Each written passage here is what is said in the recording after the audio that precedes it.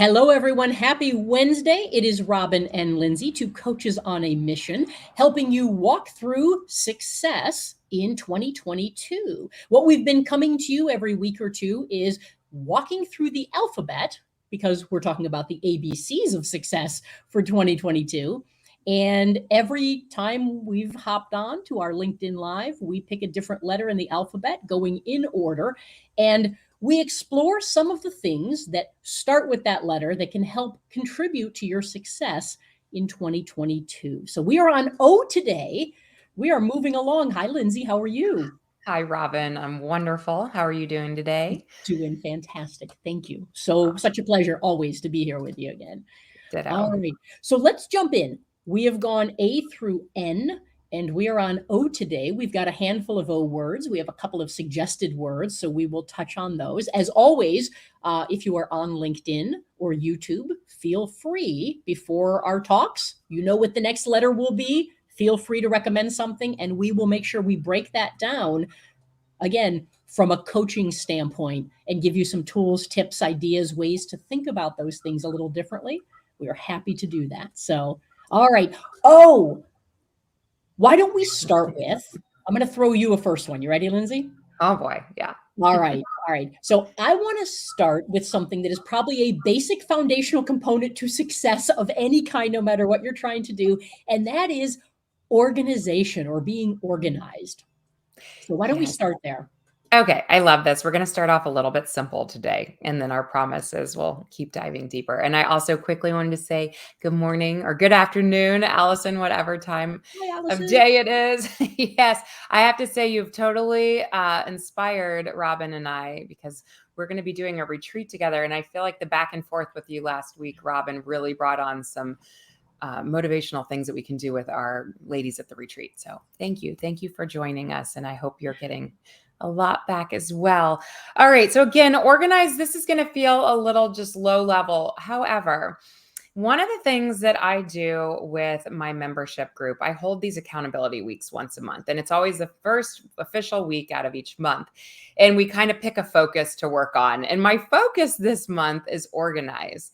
And I'm saying this because it never ceases to amaze me how much organization within your home affects us from a nutrition, health, physical standpoint. And there are even studies with this that, like, if people are hoarders or if we live in a lot of disarray, that it really affects our overall health. And so one of the things that I just quickly wanted to maybe throw out as a challenge to our listeners today is, if you've kind of been hemming and hawing about some areas that need some organization in your life, I want you to pick one small area. I picked my jewelry box yesterday and organize it. And I cannot tell you, after it was done and I walk up to it, like, every day it's bringing me a slight bit of joy and like peace around it. I think for a lot of people, it might need to be your desk, but your desk is so overwhelming that it feels like you really need to chunk it out into very small things. Like, it might be the top surface area of your desk gets organized today, or it might be one drawer, one junk drawer. It might be your athletic wear, so that when you walk in and find your tennis shoes and your athletic outfit for that day, that it's just, it all looks pretty, it's inviting, it brings you in. And so that's where I want to go. I just want to throw a challenge out with you with organization, and kind of pick your one area that you could almost, as you think about it, it brings your shoulders down and it brings you peace. I'm throwing the ball back in Robin's direction. Do you have a thought with organization? I just want to start with something that you just said. Everybody, go ahead and lower your shoulders. You just said shoulders come down. It's amazing how often just sitting back and bringing your shoulders down allows you to process and hear things differently sometimes. So I'm glad you mentioned that, Lindsay, even though it was kind of an aside. You know what, Lindsay, you just kind of shouted the thing that I think is the key for all of this stuff we talked about, which is little things make a big difference. Do not try and do big things. Do little tiny things, and you will be amazed when you do little things consistently, how big a difference it makes. And so, grabbing those little individual things, uh, Another way that I'll go with organization too, because as I said, it is the foundation of success. It is, even if you're chaotic, if you know somebody who's chaotic in their space, you'll notice that those people always know exactly where everything is in the mess. Mm-hmm. They're Mm-hmm. organized, even though to your eyeballs, they don't look organized. And so the idea also is knowing where things are when you need them is key. Whether it looks spotless or decluttered or not, know where your stuff that you need to go get is. So That is a good. huge Yeah. piece of it. And so sometimes you need to, some people are they're messier, or to your eyes, they might look a little chaotic or disorganized, but those people can go grab something. And that's part of the key of organization too, is there's the look component to it. Because Lindsay, as you said, sometimes just walking into a place and having it decluttered, Yeah. boy, does that make you feel mentally and physically just calmer. So that is a component to to organization. Another piece is don't get too obsessed or think you have to clear and declutter everything. Again, the key is, do you know where to find the things you need when you need them? If the answer is no, you need to declutter and you need to learn where things are or put them in the right place so you can find them, because that will lower your stress levels too. If you put your key on the same hook every day, you know where your key is. You don't have to run around for 10 minutes every morning looking in pockets and on the floor and in different rooms and in my bag. You know where it is. So keep those two different sides of organization in your head. And again, really with any of this stuff, think about who you are as a person and don't fight that. Don't fight who you are to try and look like or be someone else. Work with who you are, because it's so much more simple to do that. And give yourself permission to go, I can look disorganized, but be very disorganized. I know if I make my bed in the morning or I stack things a certain way or clear my desk, I sit down and I'm calm. That's something I need to do. Figure out what you need to do for you to be at your best at any given time and give yourself permission to do it. But be honest with yourself. Don't lie. If you're disorganized and you don't know where things are, you're not helping yourself. So figure out what you need to do to help you. I And think you're segueing beautifully, Robin, into overwhelm, which I'm going to still throw in your direction, because that chaos feeling, to your point, it can either be overwhelm, or it can, if we're fine with it, we're fine with it. And it doesn't have to be overwhelmed. Somebody else's overwhelm might not look like ours. So what are your thoughts on overwhelm? definitely. And again, this was one that was brought to us by a viewer. So thank you again for that. Feel free to share those and we will bring them on and discuss them a little bit deeper for you. With overwhelm, it's interesting because as a confidence and self-talk coach, I see overwhelm as two very different things sometimes. There are times when we are actually overwhelmed, and there are times when we feel overwhelmed. But we're not really, if you stop and think about it. So separating those two things and the way that you figure out if, boy, I have a bunch of things to do and they're all piling on top of me at once, versus I feel like I have a billion things to do and they're all piling on me at once, that moment that you determine which of those it actually is can be a lifesaver for some people. Mm-hmm. And what I mean by that is, and I'll bring in a term that I often will talk to clients about, which is inflated language. And so an example of inflated language, which helps to overwhelm us, is when we say things like, oh, I am so busy today. I have no time. I can't even breathe today. I have a million things to do. Okay. Every one of those statements is absolutely wrong. That's incorrect. None of those is a truthful statement, right? You actually have a ton of time today. That's what you're going to use, if you get a little more organized, to do all the things you need to do. You're breathing constantly, whether you like to tell yourself I got no room to breathe or not. You're wrong. You're breathing, right? And you don't have a million things to do. You have 6 things to do. So stop telling yourself you have a million things to do. So that inflated language often makes us feel quite overwhelmed. And so one of the ways to check yourself with, do I literally have 20 things I have to do today? Or am I telling myself I have 20 things to do today and I have absolutely no time and I'm never going to have a break and I can't get them all done? Great way to do that is one, pick up a pen, pick up a pad of paper, and simply go, okay, let me get it out of my head and onto paper. What do I need to do today? And maybe you say, let me do 2 lines. What do I need to do today? And what would I like to get done today? Because those can be 2 very different things too. And it can help you be less overwhelmed by splitting those things up. Once you get it out of your head, you'll realize often there are very few things compared to what I thought I had to do in my head on paper that you actually need to do. That right there brings the stress level down. And now you can just go, let me start doing that one and check it off when I'm done. Now I know to move to the second one, check it off. So I know that I'm moving from one to the other. I know what I have to do. It's in front of me. When it's in my head, it's spiraling and circling, and it feels like I'm not getting anything done.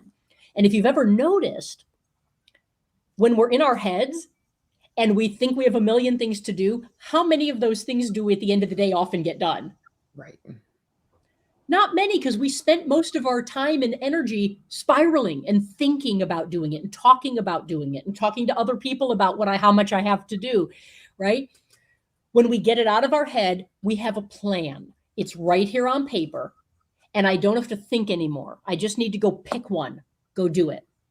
Okay, when I'm done with it, check it off. Pick another one, go do it, right? So overwhelm can be exacerbated even when it's real. And I do have a whole lot of things and a little time to do them in today. It's exacerbated by thinking about those things and talking about those things. Thinking about and talking about how much you have to do today is going to make it seem like you have a ton more to do. The only thing that will take overwhelm and very quickly pull it down and lessen it instantly is doing. So stop talking, stop thinking about it, just move into doing, and your overwhelm will come down quickly. I could talk about overwhelm for hours, so I pass the ball back to you, Lindsay. No, I think you did it justice. I really like that. And what came to my mind was just really giving a tangible what that looks like, to different individuals. And when you said it's exacerbated by, I thought you were going to almost go with time on this. And my example with that is, for me, it's like once the whole crazy rush of the morning and getting the kids off to school. And then when I sit down and I know I have X amount of hours before I'm picking them back up and we are off to sports for the whole rest of the evening, there is a pressure that comes with time. And I remember that like with young kids, if they had 2 hours at preschool, or maybe that's how people feel within their work environment. They have X amount of time to get all their stuff done.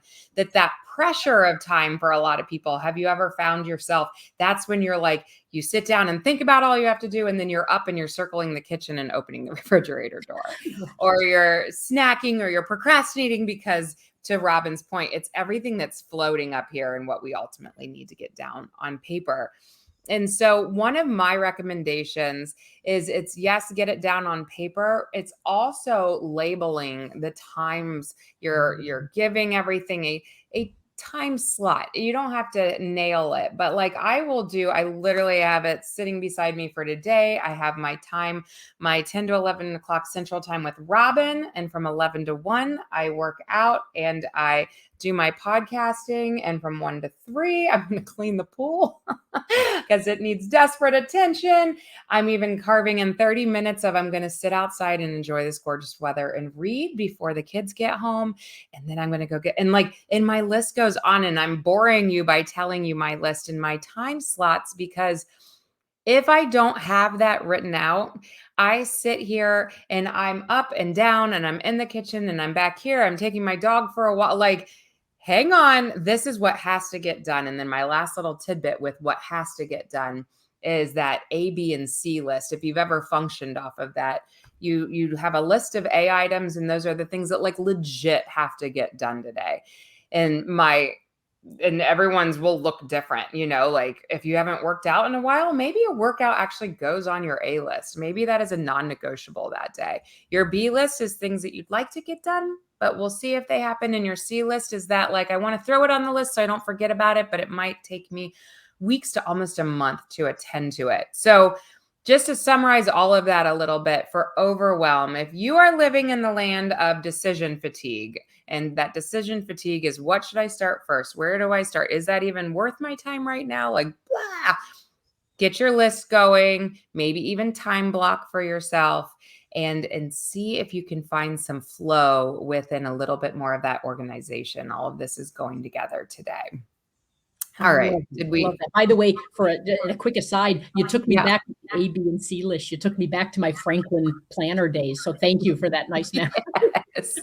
Feels so good though. I love those. It does. Yes. So I know that there are a couple. We have, so one of our participants here actually just brought something in, and boy, this is right up your alley, Lindsay. So I'm gonna put it on. I would love for you to touch base here on something that Allison just brought into the mix as another O. It's Overeating. Yes. Is overeating due to stress? Does that count as an O? First of all, absolutely counts as an O. We love when the participation happens. Overeating due to stress is definitely real. This goes into our emotional eating versus non-emotional eating. And a quick, easy way to break those two things down without making this a whole session is when we're eating out of true hunger, we can easily say the banana looks as good as the Oreo, looks as good as the apple, looks as good as the tuna, right? When we are hungry, belly, true hunger, everything looks good. When we are emotionally hungry, when we are trying to fill a different need like stress, like overwhelm, like sadness, happiness, all and every emotion that you can think of, that's when we want what we want. We want a taste, we want a crunch, we want a salt, we want a sweet, we want a warmth of a cup hold, we want, because it's fulfilling some other need that we are trying to make go away. And so overeating is part of that too. Sometimes it's not the food choice, sometimes it's the quantity. And what happens with that quantity is there's like this numbing effect that can come with it. Because once we're full, sometimes we're a little more tired, and it starts to strip away feelings that we weren't liking. We feel something. And if it's not a positive feeling, if it's not a happy, motivated, exciting, whatever feeling that makes us feel good, if we would lump it more in the negative feelings of stress, of overwhelm, of sad, then we want to make it go away. And I think one of my best strategies for you today is more of emotions are emotions and they're meant to be felt, whether we want to feel them or whether we don't want to feel them. And my promise to you is that every emotion has a start, it has a peak, and it has an end. And I think that's where we don't believe that sometimes. We don't believe that our stressed feeling is going to go away. We believe instead of having a stressed feeling that we are a stressed person, instead of that the stress feeling is here and I will sit in it for a moment and then it will go, that we're going to live stressed throughout that whole day. And that my promise to you is there is an end to the emotion. And I think that the better we get with sitting in it and then watching it at some point go away that day instead of trying to fix it, is where that really starts to help with the emotional eating component as well. And that's as quick and dirty as I can give you in a short amount of time. But like the takeaway there would be more like understand the feeling and attempt to sit in it a little bit this week and see if you can work through the uncomfortable feeling without trying to mute it with something else. Like, and all of us head towards different things. Like for somebody to say, I overeat, fine. Somebody else overdrinks, somebody else, like there is no shame in this is where I'm going with this. Like everybody has their own, some people overshop, some people gamble, like everybody has their thing that mutes uncomfortable feelings. And so the trick to recovery with that, or to just getting a little more skillful with it, finding tools behind it, is understanding why we're doing it in the first place. That's awesome. Thank you, Lindsay. Yeah. Excellent. All right. All right. We're going to move on to another O. And I'm going to jump in here because this is one of my things. Optimism. Optimism.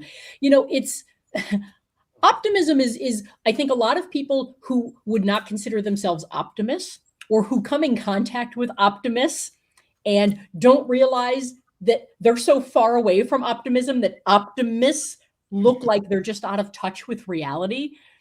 when we say optimism, I'm not talking about being Pollyanna about things. It's optimism isn't about looking at the world and going, oh, everything's all right, everything will be fine. That's not real. That's as unreal as the other end of that spectrum where pessimists are constantly saying everything's going wrong. This is never going to work.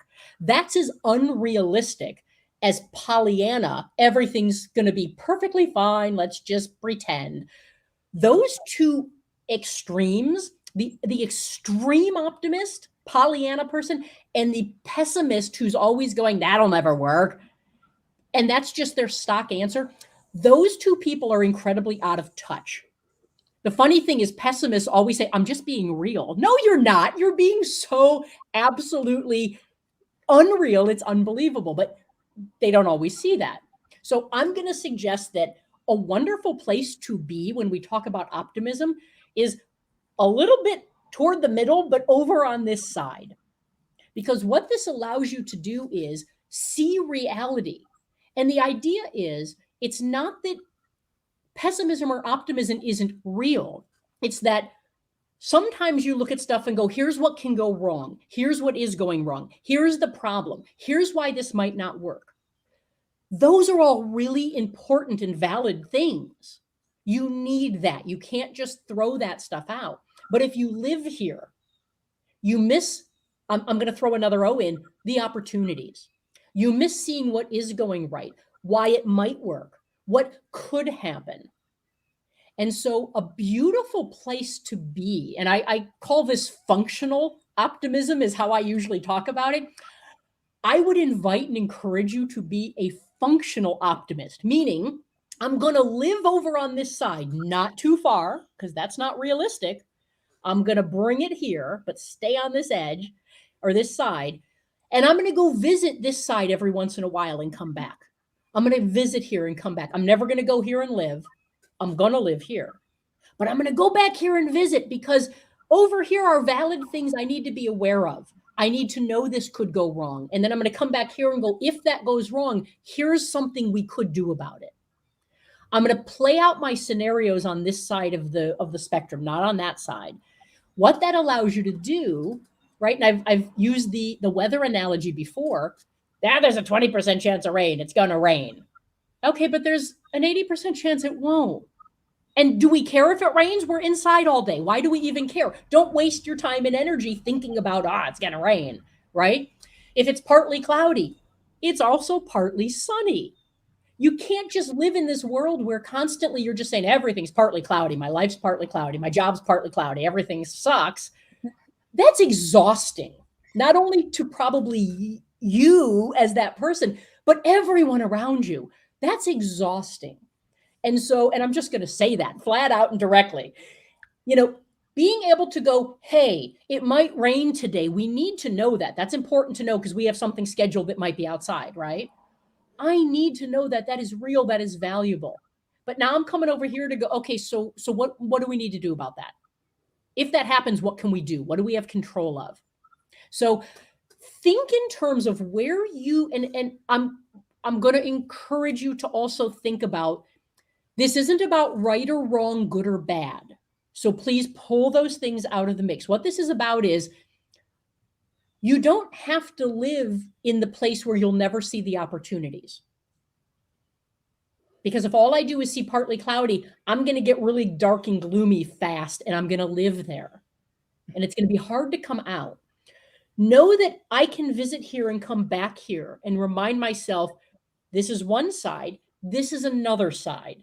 And if I show myself both sides of the possibilities, what could happen, what might work, what might not work, I've put myself in a powerful place to be in the middle and be able to be flexible, to pivot, to see what we need to do. If something doesn't work, what do we do next? If something works great, let's keep going, or what might get in the way down the road so we can prepare for that.